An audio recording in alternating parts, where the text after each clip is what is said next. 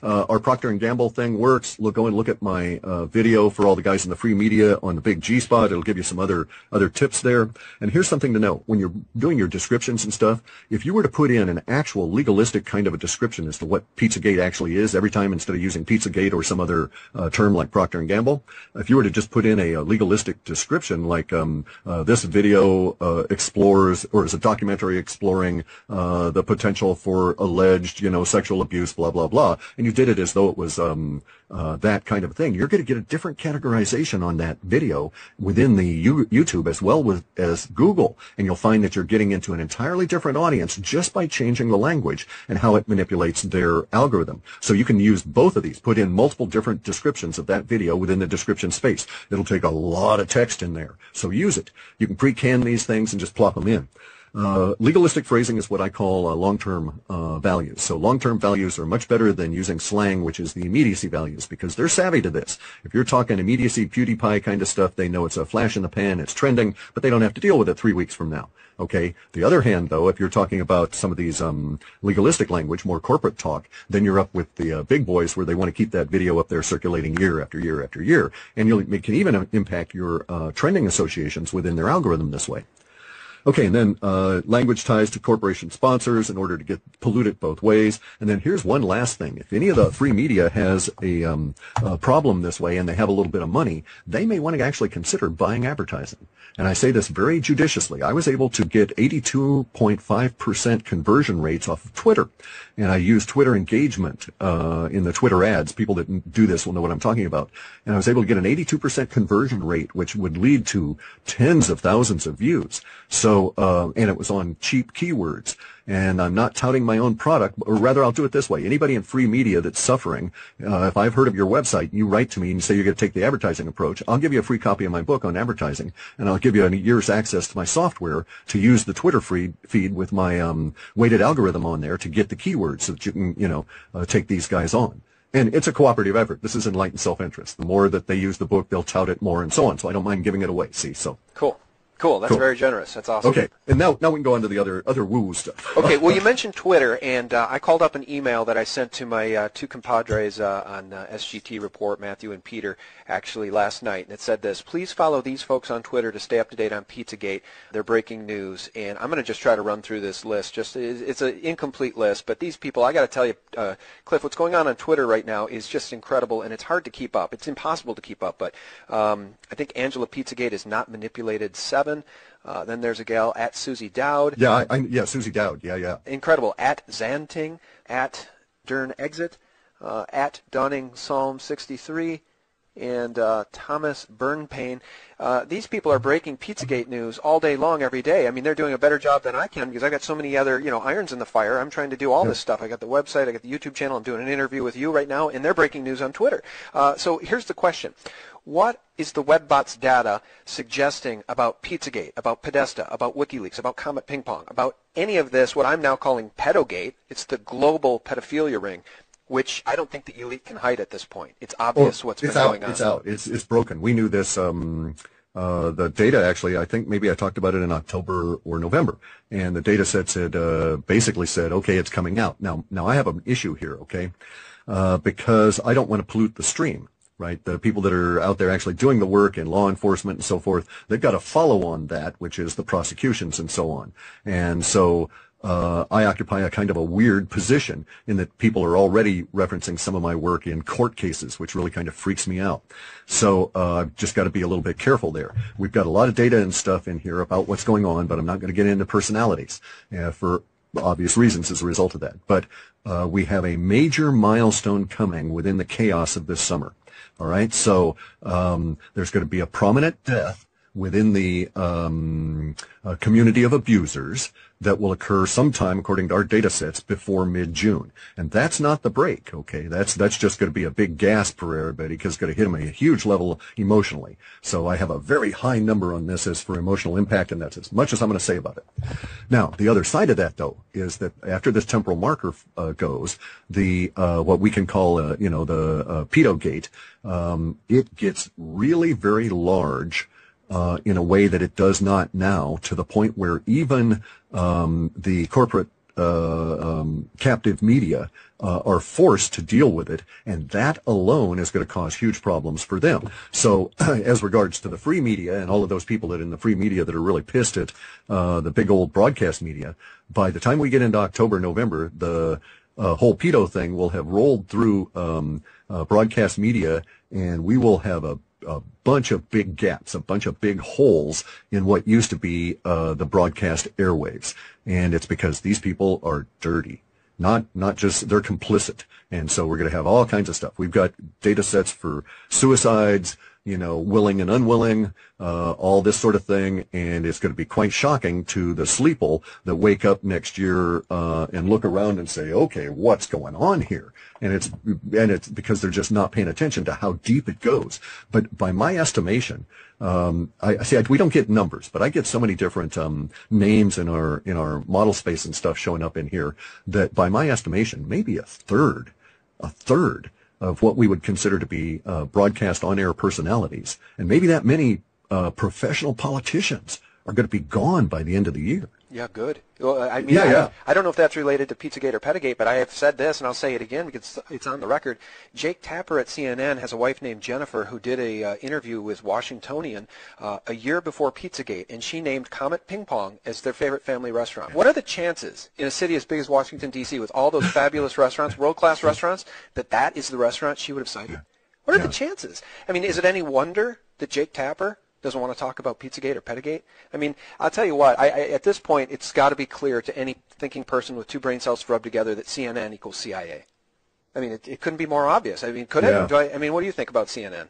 I try not to. Okay. Yeah, I haven't turned on any of that stuff in a long time. So I try not to waste my time with them. They are indeed, corporate-controlled, captive media, and a dangerous thing. It's kind of like, no, I don't want to light a fuse on that stick of dynamite. Well, I said that Trump should probably, I don't know if this legally he could actually do this, but he should get the FCC to not renew their license to broadcast for state security, because they literally are the vipers at the door. They're it's the demons at the door, and they're breaking down the door. They're trying to, tear down the CIA, Mockingbird media in general. It's not just CNN, let's be clear.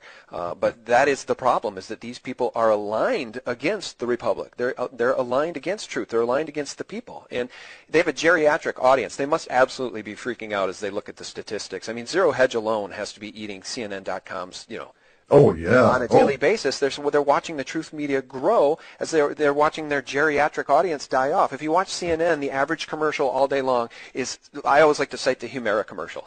30 seconds about how it may cause new or worsening forms of heart failure and rare forms of cancer. Right, and then the next commercial is, by the way, here's your, Medicare Part B insurance upgrade. That's right. All right. Well, so right now, trending today, I just want to mention this, is this allegedly a video that may or may not be John Podesta's voice. It sure sounds like it. The voice analysis is being done, audio analysis, comparison. It sounds like John Podesta, and it's whoever it is, it's a demonic individual berating children, screaming at children. You will call me? Say again! Just get lost. Just get lost. But these truth researchers who I cited on Twitter, the great people over at Reddit and Vote and 4chan, they are not going to let this go. They will not let it go. I've said it's the biggest story right now, Cliff, behind 9/11. 9/11 Truth and Pizzagate. Two biggest stories that I think can be followed. Yeah, I think 9/11 Truth is going to be overwhelmed because you're just looking at this from the Western-centric world. There are people all around the planet investigating this. The connections, especially between our pedogate guys and Southeast Asia and the Caribbean for child trafficking, are going to bring in, and now you've got international people. And let me tell you, I would not want to be on the bad side of some of these guys out of Haiti because somebody crossed the line down there. I heard from a friend of mine. I've got friends in low places all around the planet. Okay, friends in low just that places. kind of guy, right? Yeah. We share scars together. So anyway, but I got a friend down in Haiti, but he was telling me that somebody irritated. I guess you'd call them warlords or or criminal gangs, and they've got their version of a to-be-killed fatwa out against some of the people that are involved in Pedogate. So see, it's that level of stuff coming out now. And basically, the people at the top, we're looking at empire here, and it's foolish for us as Americans in USA Pop to buy into and believe all the crap we were taught in high school, because they taught us an illusionary world where we were the good guys, we were pristine, and so on and so on.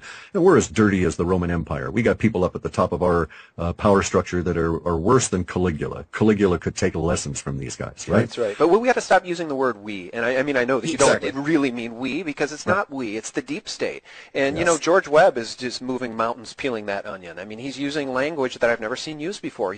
Every video I'm learning something new. I didn't know that DynCorp was running, you know, child trafficking rings around the world, and he's pointing the finger squarely at DynCorp, mentioning the name. And God bless him for doing it, because he's obviously risking his own life. And you know what? It's waking people up with facts. The fake media cannot defeat us when we share facts. And there's the problem, though. You're going to run into this attitude from the captive media and their adherents, where they say, well, I don't want to discuss details. Right. And it's like, well, wait a second. Details equal facts. If you're not willing to discuss facts, then I can't discuss anything with you, because you're not going to be able to change my opinion without details. And if you won't listen to them, I can't change yours. So there's really no point to continuing. And we run into this anti-dialogue kind of thing going. Our data actually shows that changing as we get through, let's say, October-ish. So we have these two big areas of chaos showing up in our data for this year. And one of them runs from March, and we're just about ready to get into it, all the way through into May. And then we have sort of a little hiatus in the chaos build through summer, but that's a hiatus in the chaos relative to political and social. There's going to be all kinds of seismic activity, weather activity to give us other sorts of chaos. And then in the midst of all of that, we have this like breakdown that comes in September, October, November. And during that period of time, a number of indicators in the data sets are suggesting that the narrative wars shift over. Okay, so right now we've got a situation where Faction B defeated Faction A through this past year, and we're in a different political environment. By the time we get to the end of this year, we'll be in a different narrative environment, as Faction B will have consolidated the power. Certain events will have occurred extraneous to both Faction A and B, and we'll be at a point where the narrative will be shifting over. And this is where years and years and years ago, if you've been listening to my stuff for a decade or more, you'll know that we used the term re-education camps without understanding what it was. I thought it was going to be, you know, people like myself getting stuck into camps to be re-educated by the deep state. But the really cool part is that these long-term data sets are actually now manifesting. They're shifting into shorter-term and immediacy data. We're starting to get into more some details. And so the re-education is going to be like a re-education effort. It's tied up with this Antarctica, but it's also tied up with the Pedogate. And we could think of it as like having come through the South Africa experience and having to go into a truth and reconciliation period without necessarily the formal structure that they had, right? And we're going to have to go through that same truth and reconciliation, and re-education is going to be part of it, and it's going to hit the people that are a lot younger than myself a lot harder, because they're going to think that they're savvy. They're going to think they know what's going on, and the data is suggesting that they're going to be blindsided by what all the stuff that's coming out about, you know, the pedophilia, the hidden deep state operations, Antarctica, space aliens, all of this kind of stuff, and they're just going to be gobsmacked. Good. I hope that happens, because I'm still stunned by the fact that even some of the people that I listen to, other podcasters out there, some of the biggest names out there, Joe Rogan being an example, so many of these people, and he's more enlightened than many, but so many of these people can't see that Hillary Clinton and the deep state are the corrupting influence on our government. And they're so blinded by their hatred for Trump, not specifically Rogan, but others are so blinded by their hatred for Trump that they are, I guess, just instinctively running the other direction to Hillary, saying that everything would just be, you know, wonderful if Hillary was the president, when you and I both know that she represents the deep state. And it's right now, I believe it's Obama, Hillary Clinton, and George Soros that are affecting what's going on right now, trying to topple Trump, trying to light the fires of impeachment to get him out of office. I mean, the point being that I hope people wake up to the fact that the deep state is real, and it stands in opposition to everything we as sovereign citizens and Americans represent. It's awful hard, though. I mean, here's our problem. You're quite correct. I like Joe Rogan. He's a great bald guy. Love his podcast, and he's a martial artist, right? Yeah. So this is cool. But I've noticed some things in his language. Like, for instance, he's follows the party line on global warming. It's like with all it's a settled science. It's a settled science. It's a settled science. We can't debate it. It's incontrovertible. That's right. And see, this is something that really irritates me. Right? I don't care if you're Sir Isaac Newton and you've just made up some new law. The real crime you commit is not trying to foist your understanding of gravity on the rest of us, but rather making that law incontrovertible, so we can't ever discuss it thereafter. And this is where we are with Western, quote, science. It's a religion. It's not a science. These people have vested interest and all this kind of stuff pulling the strings. And it's unfortunate that even enlightened people like Joe Rogan run into this, where their minds are altered by the continual barrage of the language. And this is why taking the language back frees your mind up. This is also why I don't give Joe Rogan any grief for this, because it's a continuum. When you get into the awakening, you think, oh, well, it's just this. And then it's just that. And then you say, well, there's a hole down there. Let me stick my head in. Right. Next thing you know, your feet are wiggling in, and you're just trying to see how far down it goes. Right. So, so he'll get there, I'm certain. One little crack breaks all the rest of it. Well, and I should just say, I like Joe Rogan too. I think where the reason I wanted to bring him up is because he does exactly what you've said, is that he's closed-minded on certain issues like vaccines, like geoengineering, like the science is settled. When I know he's more enlightened than that. I mean, he used to question the Apollo landings, and now he's sort of come full circle on that. And he says, okay, I was wrong. We went to the moon. And it's like, well, I sometimes feel like, who got to Joe? I mean, I don't think anybody got to Joe. I think he's just so successful, and he's getting, so many views that he realizes he needs to sort of come back to that centrist line just a bit, just to stay off the radar of the bad guys. That's sometimes how I feel about Joe Rogan. I'm sure he has business issues in terms of how he guides his shows and who he deals with, but he's extremely good at it. I mean, yeah, he's very smart. I like him a lot. I guess I should have mentioned Mark Maron as being the better example of somebody who's towing this Hillary Clinton line. Give me Hillary, anybody but Trump. And it's like, she's certainly as evil as Trump, if not 1,000 times more evil. Anyway, I digress. Well, I think of Trump as being human. I'm not sure about these other guys.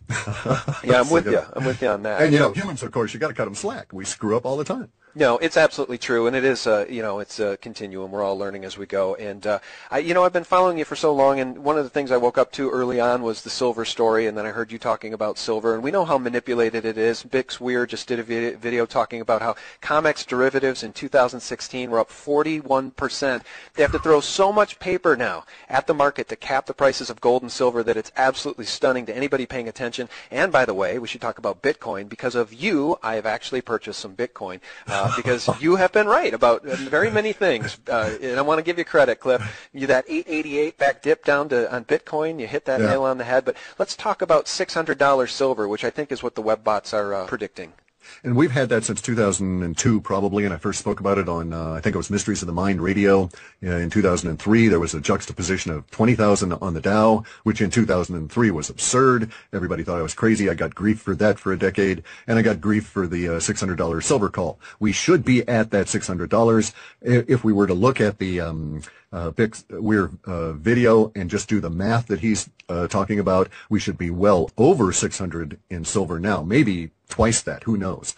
And so the data sets still continue to show silver with that emotional level at the 600 plus. Now, I am getting numbers that show this year we'll crack 145. We'll bust through 145 in U.S. dollars per ounce of silver in some form. We may still have silver at $18, and then the rest of it is premium. I just don't know how it's going to work out.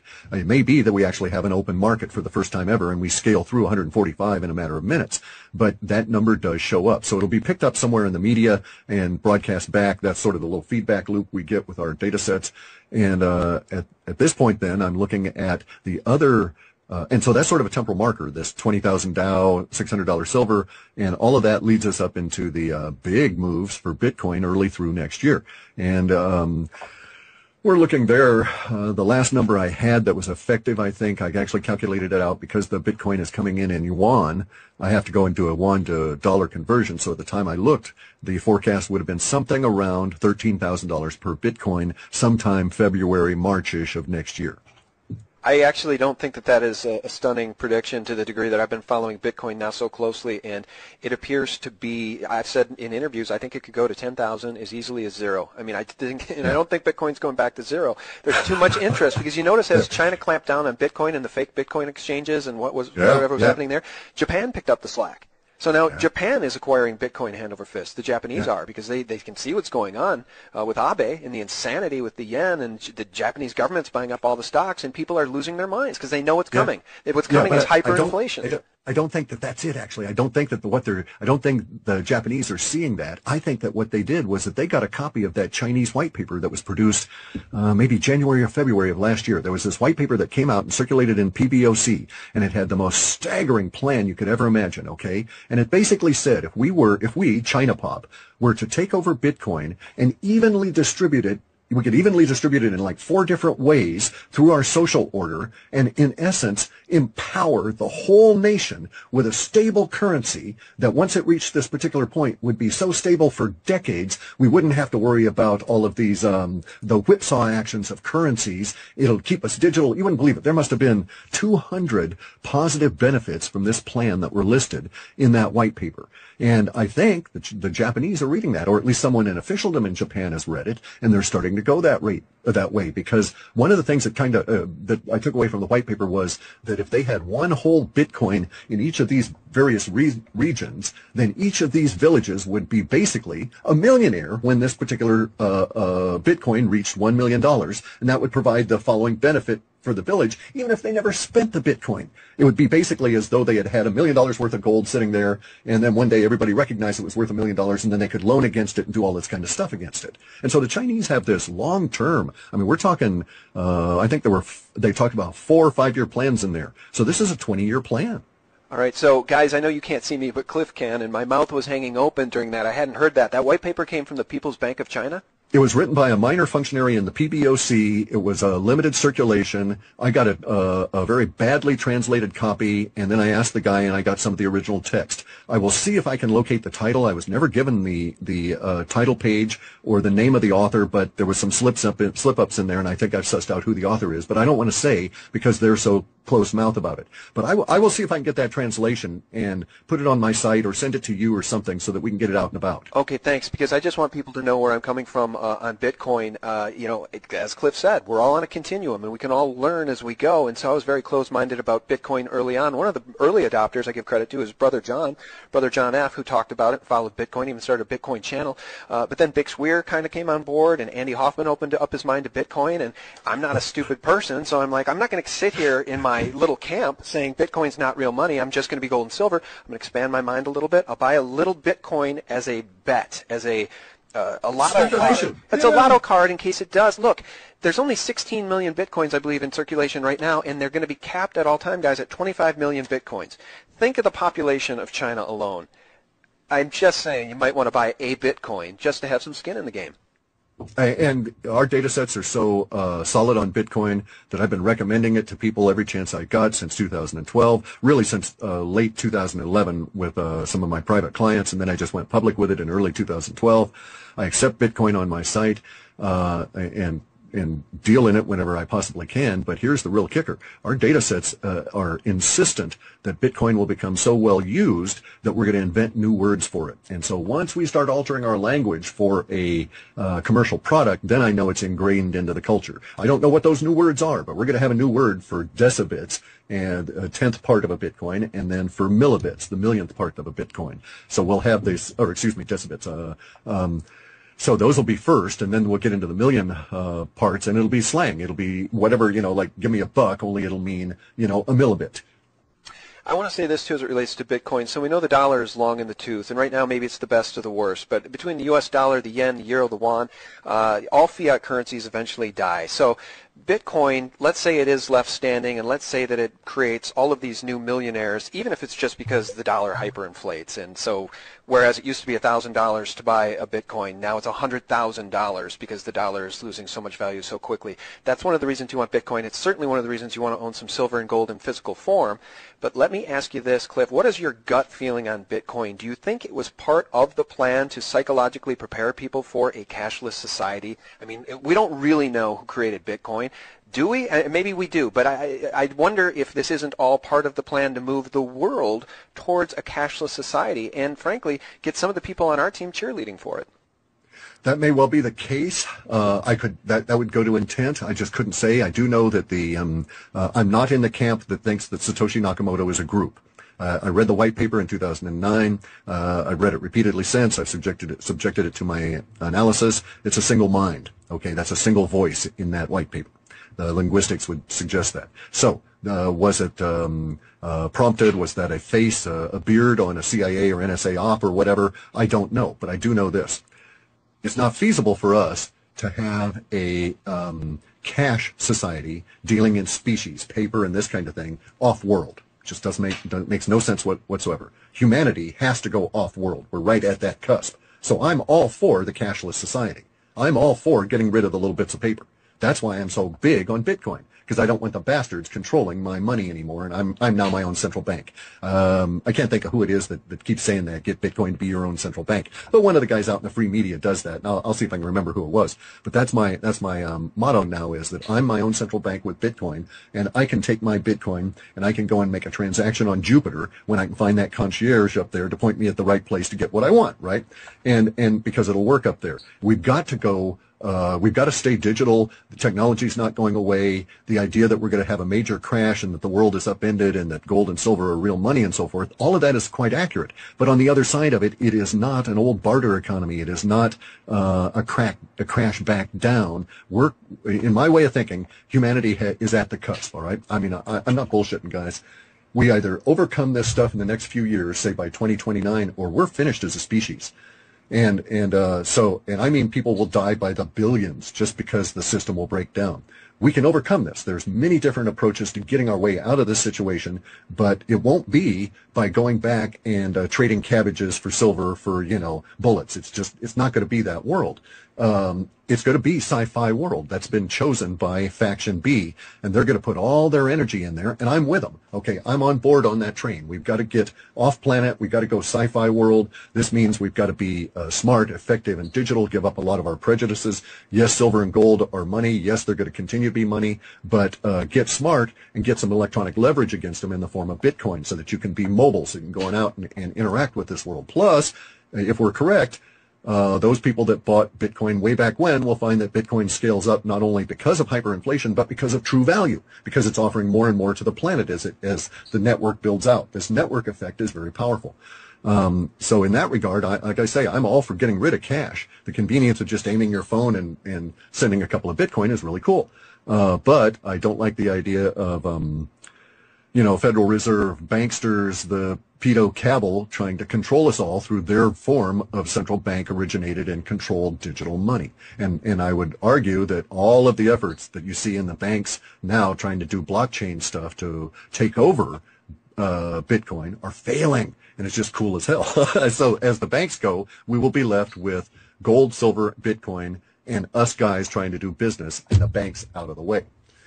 Good, good. Well, thank God, because the banks are at the heart of all evil. And, I've said it for a very long time, the 1988 cover of the Rothschild's Economist magazine, in which the phoenix was rising from a burning pile of fiat, and around the phoenix's neck was a gold medallion that said 2018, and the cover of the magazine said, get ready for a world currency. That was a 30-year prediction. We're a year away, and I hope to God that their plan is failing. I really do. I hope that the Rothschilds, frankly, get called out for the criminals they are, and the whole lot of the bankers. You guys all know that story. So here's why I love Clif. He mentioned going off-world. I'm looking at my notes that I wrote down prior to this conversation. I wrote down Breakaway Civilization, and I wrote down Deagle.com.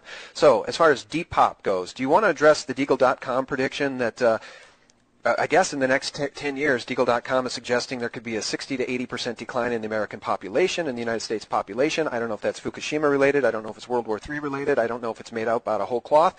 But as we talk about beating these guys, either humanity rises or humanity gets defeated. We should, I think, address the depopulation issue, and then we'll move on to the breakaway civilization and moving off-world.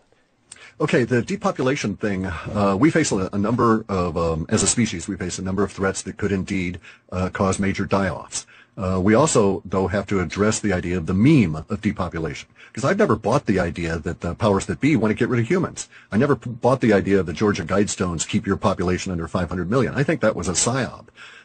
Because it disinfo, because it doesn't do them any good. They need more of us to keep building the base of the power pyramid to keep them up on top. But we know eugenics is real. We know that the chemical delivery systems through vaccines is real. We know that the GMO foods poisoning us is real. So those may not be depopulation agendas. Okay, that's the thing. Dumbing down agendas. Correct. Okay, because there is truly a thought on their part, on the part of the pedo elite, that they are superior to us. us, and this comes from the fact that they think that they are descendant from these beings with the long heads, okay, that were the pharaohs and came on down during that period of time. And basically what happened was there was this war in our solar system. Earth got smashed really bad. We humans were not really part of that war. We're a slave species that was working for the people that were involved in that war. Those individuals that were down here controlling things lived in what we call northern Africa up through India. That area was destroyed, converted to dust and radioactive rubble. And thereafter, the remnants of those people, of that species, some of them fell to earth. Okay, this is where we get the fallen angels business, right? All of that sort of thing. And much of our religion comes from this idea. This war caused these beings to come down here. They had to try and survive. They were much larger than us. Some of them were extremely larger. Some of them were cannibalistic in that sense, treated us as their food source. We have all of these issues with them. Some of them even interbred with us, okay? And we even have in the 1800s, we have, and I've seen it in Europe. When I would go through, my parents hauled me to every damn art museum you can imagine in Europe to give me culture, right? And so you'd go to some of these art museums and some of these places in Italy and so on, and you'd see pictures, paintings of the leaders of these city-states. And these men and women had elongated skulls with virtually no hair on them. And they wore some funny-looking little hats, but the artist portrayed them with the elongated skulls. And this was, you know, Queen so-and-so, Princess so-and-so. Usually it was shown in the females. The males would have some kind of a wig on, you know, bad wig, but they had these weird elongated skulls. So all of the people that are in the elite, all the way from the Queen Elizabeth, you know, the baby-eating British royals, all of these people, they think that they are part of the descendants from these other beings and therefore are superior to us, the regular humans. Now, the regular humans at the time that disaster took place, the big war, we were beset by all these giants that caused us all kinds of problems. Now we're at that point where we've bred enough that we're able to provide these descendants with their ultimate holy grail. Their ultimate imagining was that they could get a big enough population underneath them to get them back into space, get them back into the off-world reality that they're so desperate to get back into. That was sent, you know, they were basically defeated in a war, and now they're going to rise up from the ashes, so to speak. Now, these guys, the power elite, they don't have 100% knowledge of what was really going on, but they sure know a lot more than we do. So what you've just heard is a stitched together account has to be extracted from all different kinds of sources because they don't tell us this sort of thing. Right. But we're in for it this year. That kind of stuff is all coming to a head this year. Right. Okay. Well, I think that ties back into Pizzagate, and I've made the tie-in to the vampiric bloodlines going all the way back. Well, going back, you know, centuries, but citing Elizabeth Bathory specifically, who loved to bathe in the blood of virgins, believing it gave her youth, and Prince Charles being related to Vlad the Impaler. I mean, it's this vampiric bloodline. And guess who is in charge of the companies that are now offering, except in the U.S., I don't think it's offered here, but in some places in Europe, you can go and buy teenager blood. And you go and you get an infusion of blood from specifically chosen teenagers to give you that big power thing. And George Soros apparently has this stuff just, you know, stacked in his freezer. That kind of a deal. And if you'll look at those companies, it will lead you right back to the royals. It'll lead you right back to Italian royals and British royals. They own these firms. And so the question has to be asked, since they're already pedos, where are they getting the blood? My God, and it reminds me of George Webb's work and, you know, human trafficking and all these people disappearing. And, you know, again, Pizzagate, all roads lead to Pizzagate, guys. I've said it before, I'll say it again. Prince Charles wanted Jimmy Savile to be the godfather to his sons. Jimmy Savile was a known pedophile at the BBC for decades and decades and decades, and necrophiliac, and all his crimes were covered up. And he was close friends with Prince Charles. He was knighted by the Queen. So when we talk about vampiric bloodlines and these people being, you know, pedophiles, that's not just conjecture. It's just hardcore fact, and it needs to be talked about. Okay, so the breakaway civilization going off-world. I mean, where do we even begin? I mean, you know as well as I do that these people have the technology to go off-world because supposedly they sent men to the moon on, you know, a computer that would have filled my house.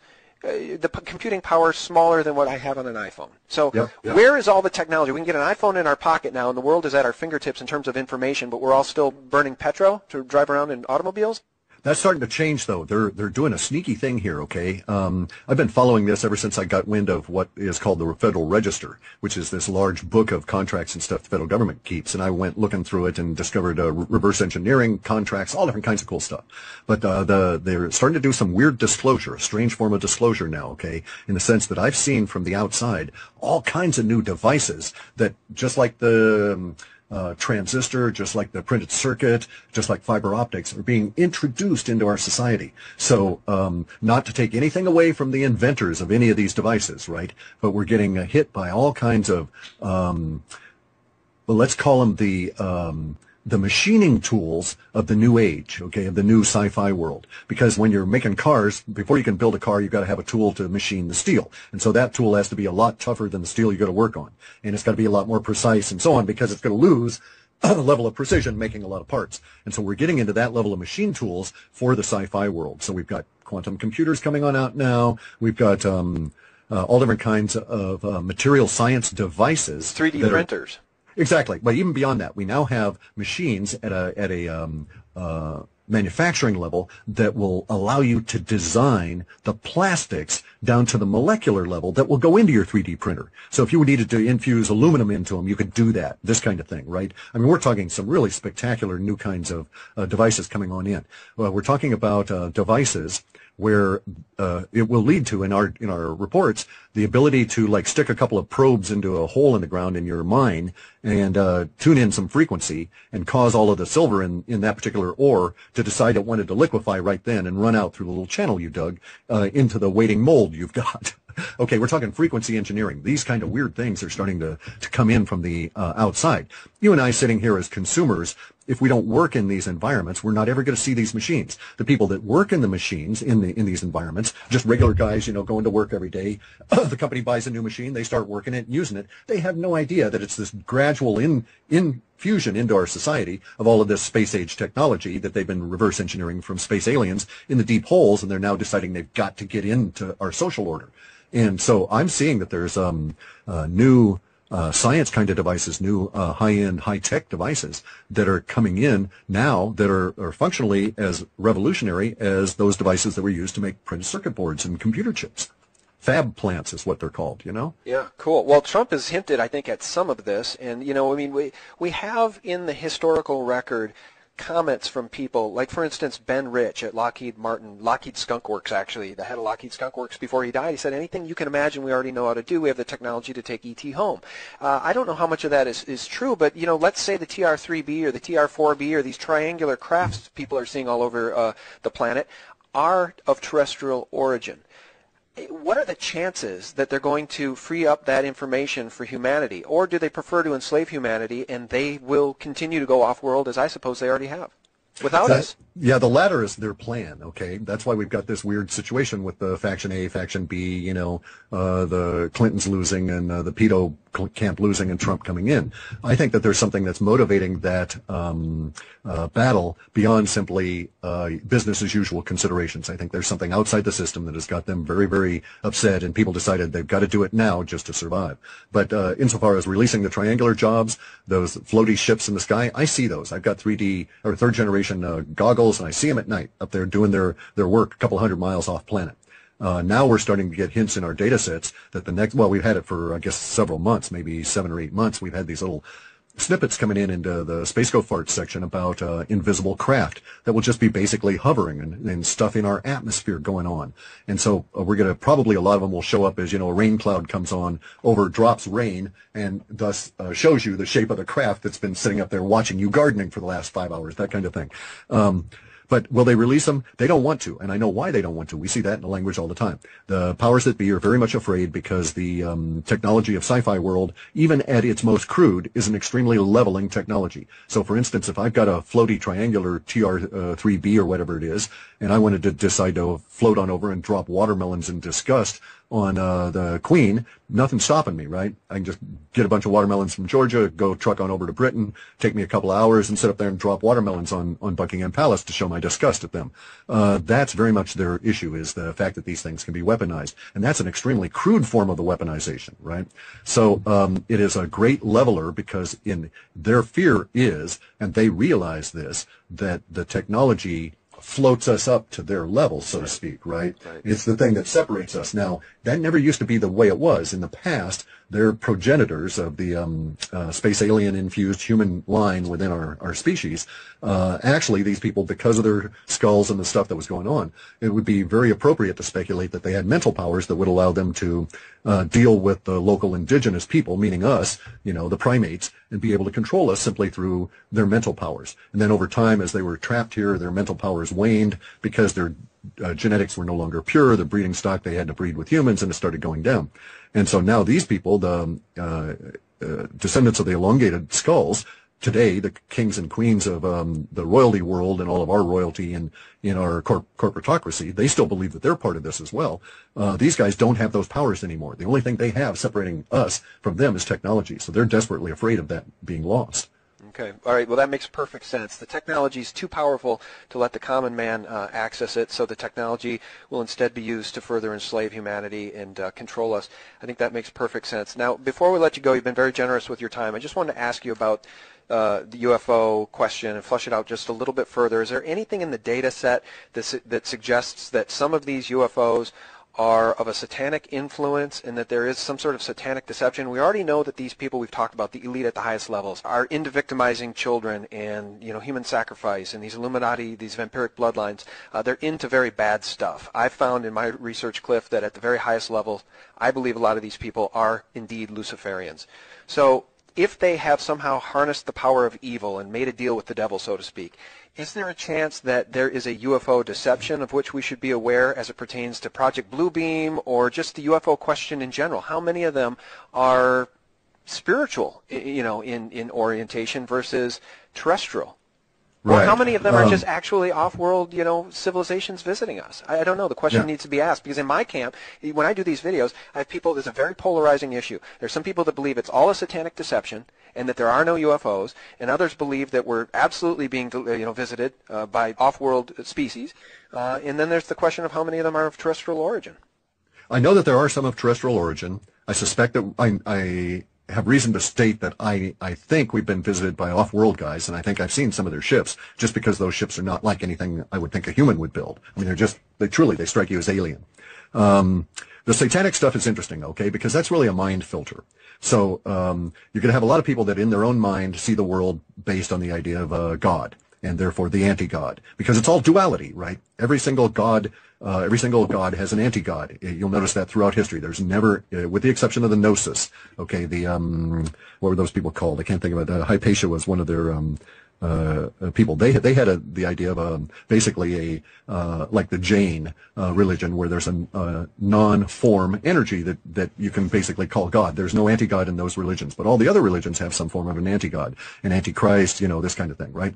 And so that speaks explicitly to the filters of the people that are bringing that up. So I'm never ever going to say that all UFOs are part of a Luciferian plot. I know that these people that believe in the Lucifer-Christ dichotomy, and that those people that are part of the either side of that, I know that they see a lot of the UFO things, the unidentified aerial phenomenon, as being demonic and so on. That does not mean that they are. Now, the people that are reverse engineering the spaceships and building these things are under the control of this group that we acknowledge are pedophiles, vampiric, energy-sucking, and human flesh-consuming, and indeed are, how do I say that? They're looking for the Luciferian part of it. They think they're making a deal with an entity that is pan-dimensional or whatever. So whatever their delusion is, they're acting on it as though it were real.